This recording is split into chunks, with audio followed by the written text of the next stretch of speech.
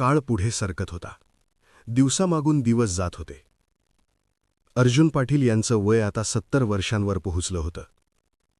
सखावरबाई गेल्यापासून घरातली सारी जबाबदारी त्यांच्या खांद्यावर पडली होती. पत्नी नव्हती, मुलं-बाळं नव्हतं.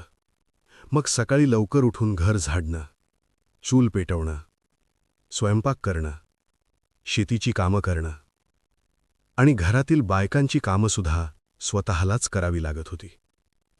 एकेकाळचा गावचा मानाचा तात्या आज एकटा आणि थकलेला दिसत होता. पण म्हणतात ना, संकटकाळात जो धावून येतो तोच खरा मित्र असतो. बोरीस गावाजवळच शिंदखेडा नावाचं गाव होतं.